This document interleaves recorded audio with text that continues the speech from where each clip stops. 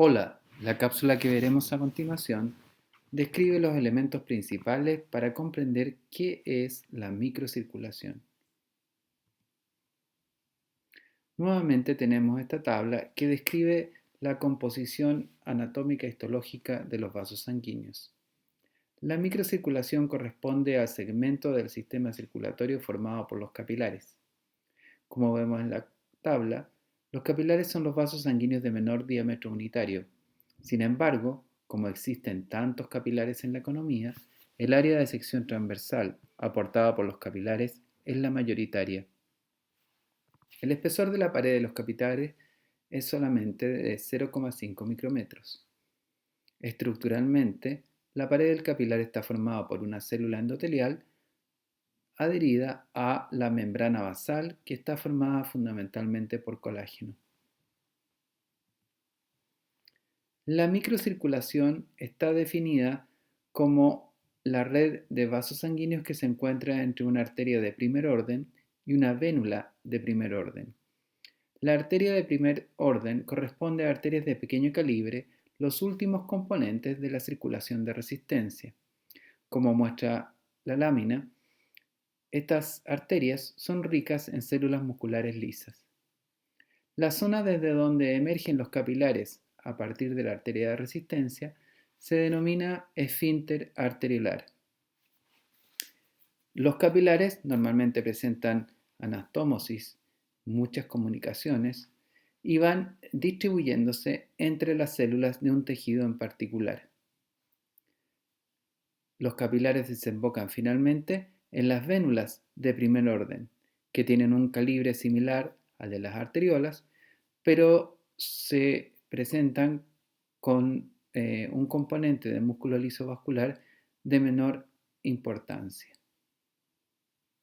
Normalmente se dice o se utiliza el término perfusión para describir el volumen de sangre por minuto que circula a través de la microcirculación de un tejido en particular.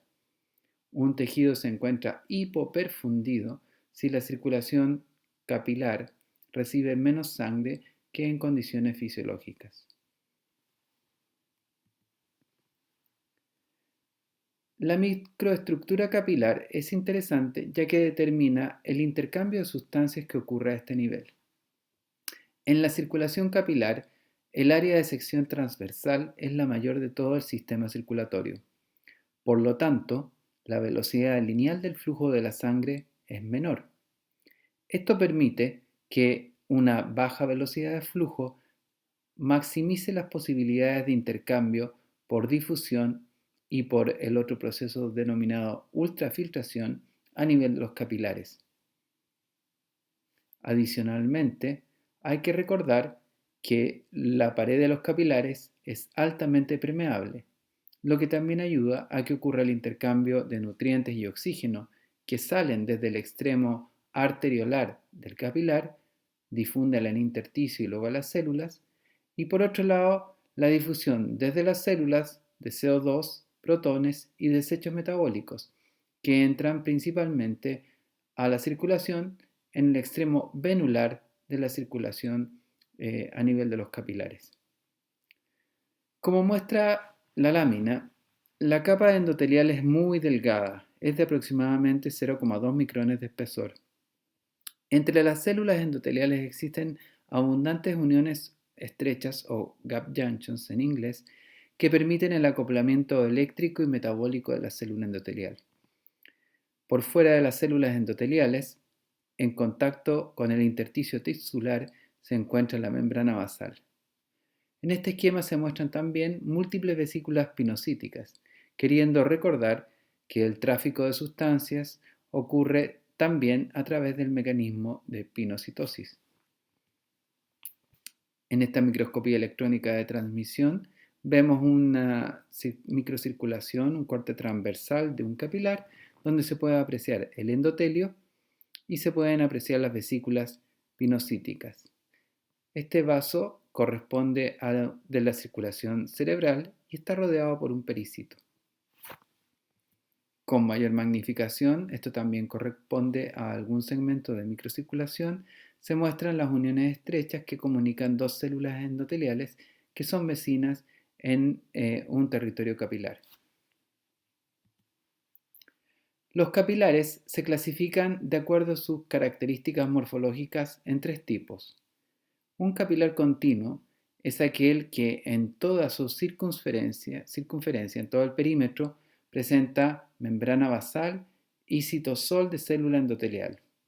Una sustancia que se movilice desde el lumen capilar al intersticio o viceversa deberá atravesar la ruta transcelular, ya sea por difusión o por pinocitosis. Por otro lado están los capilares fenestrados. En este caso existen perforaciones, especies de ventanas, que comunican directamente el lumen con el intersticio. Estas fenestraciones, si bien son fenestraciones del citosol de la célula endotelial, están ubicadas por sobre la membrana basal. La mayor parte de la circulación y de la microcirculación en diferentes tejidos corresponde a capilares de tipo fenestrado. Finalmente están los capilares discontinuos, en los cuales no solamente las células endoteliales presentan zonas con perforaciones o discontinuidad, sino que también la membrana basal. Un ejemplo característico son los sinusoides hepáticos. La microfotografía que vemos a continuación muestra las vesículas pinocíticas, pero además con flechas en mayor amplificación se muestran zonas donde hay fenestraciones. ¿Cómo ocurre el transporte de agua y solutos en el territorio capilar? La circulación capilar tiene como misión proveer un intersticio que permita el funcionamiento, la proliferación, la renovación y la sobrevida de las células de los diferentes tejidos. Las células reciben su nutrición a partir del intersticio y el intersticio está constantemente captando y liberando sustancias a la microcirculación, de modo tal de poder mantener una composición relativamente constante frente a demandas que pueden ser variables por parte de las células que constituyen el tejido. Por lo tanto, es muy importante reconocer cuáles son los principios generales que gobiernan el transporte de sustancias, de solutos y de agua en el territorio capilar. En la barrera capilar hay dos procesos fundamentales por los cuales se movilizan agua y solutos: la difusión y la ultrafiltración. La difusión simple es la misma difusión que ya conocemos de química y de la fisiología celular. Se refiere al intercambio de solutos a partir del gradiente electroquímico entre el compartimento luminal y el compartimento intersticial. Debido a la alta permeabilidad que tienen los vasos capilares, muchos de ellos con fenestraciones o incluso son sinusoidales, para la mayor parte de las sustancias de bajo peso molecular, la circulación capilar es un territorio en el cual no existe una barrera que limite la filtración. Esto aplica a los metabolitos orgánicos más comunes, los gases y sustancias de bajo peso molecular. En general, la difusión permite el intercambio de sustancias en que no hay cambio de volumen. Se mueven los solutos, pero ni el volumen luminal, es decir, el contenido de agua, ni el volumen intersticial, el contenido de agua intersticial, se ven afectados. En segundo lugar está la ultrafiltración. En este caso se refiere al flujo neto de agua y de solutos desde el compartimento intravascular al intersticio o viceversa. La fuerza que determina la ultrafiltración es el balance entre la presión hidrostática y la presión osmótica. Es la diferencia del gradiente de presión hidrostática y del gradiente de presión osmótica entre el lumen del vaso sanguíneo y el intersticio. Implica intercambio de solutos y agua, pero a diferencia de la difusión, se acompaña de cambios de volumen en el intersticio. Si en un territorio cualquiera aumenta la ultrafiltración desde el lumen hacia el intersticio, el lumen ganará en volumen y clínicamente eso será evidenciado como el signo que conocemos como edema. Cuantitativamente, la difusión es la que da cuenta de la mayor parte del intercambio de sustancias a nivel del territorio capilar. Sin embargo, los trastornos de la ultrafiltración son clínicamente relevantes y de la experiencia habitual podemos reconocer que el edema es uno de los signos clínicos más llamativos y más fácil de identificar. En esta tabla vemos una serie de solutos clasificados de acuerdo a su peso molecular, desde aquellos de bajo peso molecular a los de mayor peso molecular. Encontramos al comienzo el agua, que sin duda es la molécula de menor tamaño en esta tabla. Como vemos, las sustancias de bajo peso molecular, separadas de las de alto peso molecular por esa línea roja, presentan una alta permeabilidad relativa en relación al agua. Podríamos decir que sustancias hasta 3.500 o 4.500 kilodalton de peso molecular son altamente permeables en la barrera capilar.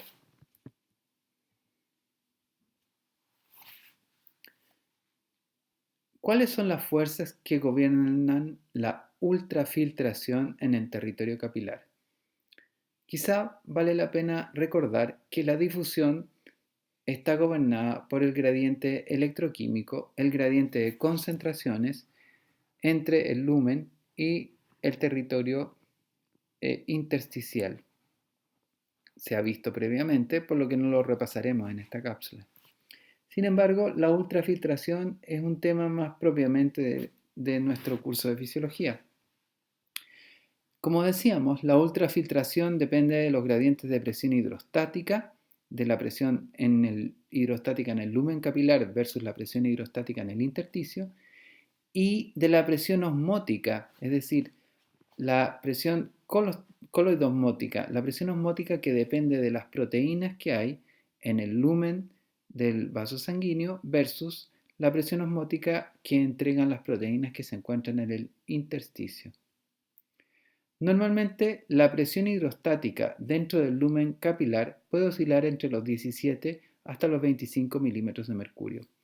Esto va a depender, en gran medida, del estado de vasodilatación o de vasoconstricción que muestren las arterias de resistencia desde donde se origina el flujo de sangre que va a circular a través de la microcirculación. Por otra parte, la presión hidrostática en el intersticio es normalmente cercana a la atmosférica y tiende a oscilar entre -1 y -6 milímetros de mercurio dependiendo del territorio y la condición fisiológica. Por otra parte, la presión coloidosmótica en el lumen del capilar está determinado por la concentración de proteínas plasmáticas.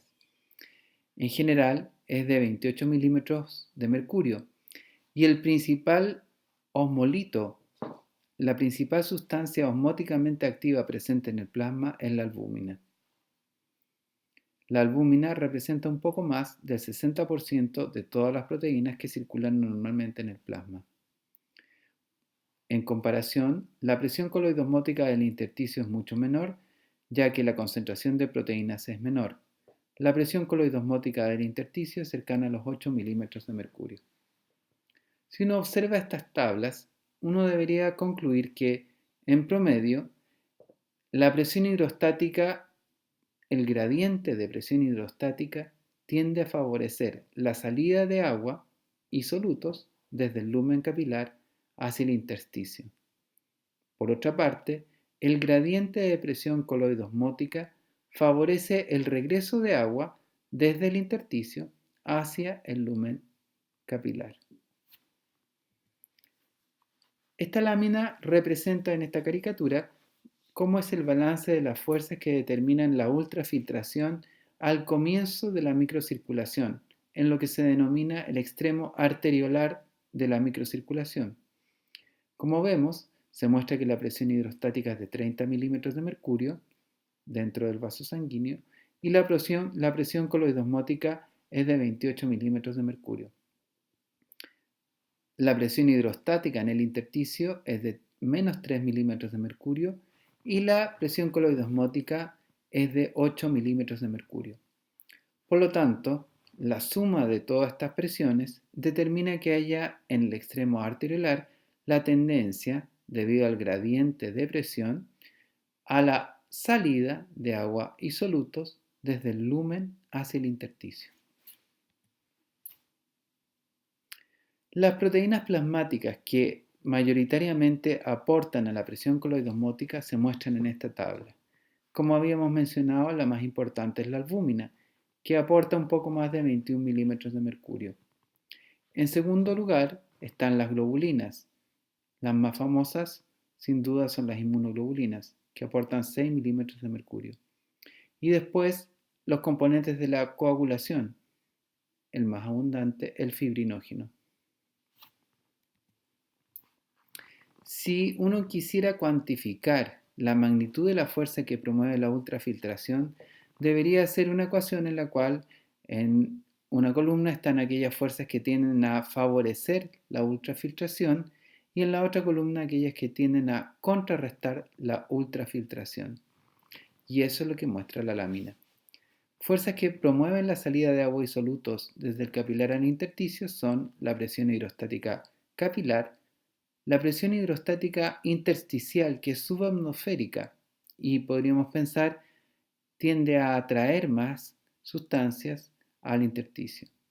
Y la presión coloidosmótica intersticial, que también atrae agua y solutos hacia el intersticio. En total, las fuerzas que tienden a mover agua y solutos desde el lumen hacia el intersticio suman 41 milímetros de mercurio. La única fuerza que se opone a la salida es la presión coloidosmótica del plasma, que totaliza 28 milímetros de mercurio. Por lo tanto, al hacer la suma de las fuerzas que favorecen la ultrafiltración menos las fuerzas que se oponen a la ultrafiltración, tenemos una ecuación de 41 menos 28 milímetros de mercurio con un resultado de 13 milímetros de mercurio de signo positivo. El signo positivo implica la salida de agua desde el lumen hacia el intersticio. Veamos ahora qué ocurre en el extremo venular, al fin de la microcirculación. Bueno, ahí se describen las fuerzas. Quizá la diferencia más importante es que la presión hidrostática en el lumen capilar ha disminuido. La disminución en la presión hidrostática del lumen capilar depende de dos factores.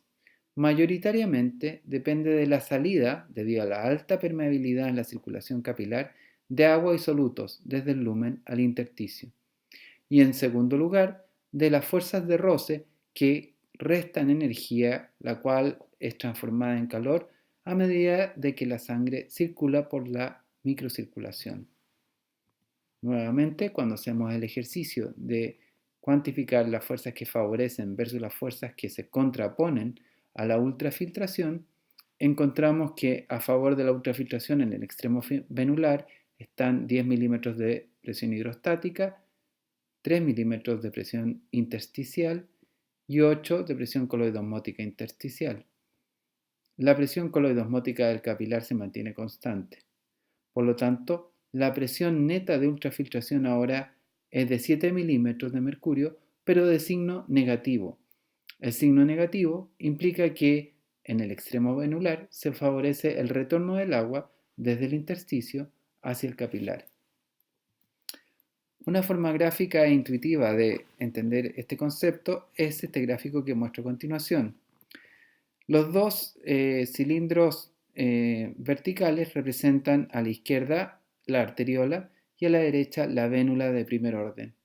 La línea negra que une ambas, en diagonal, representa la presión neta de ultrafiltración.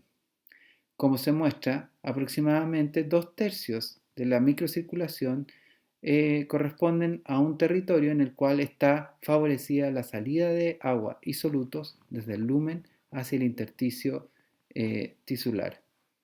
En el último tercio, por el contrario, se favorece la absorción, la reabsorción se suele llamar, desde el intersticio hacia el lumen capilar. Como vemos, el punto de equilibrio no está en la zona media del capilar.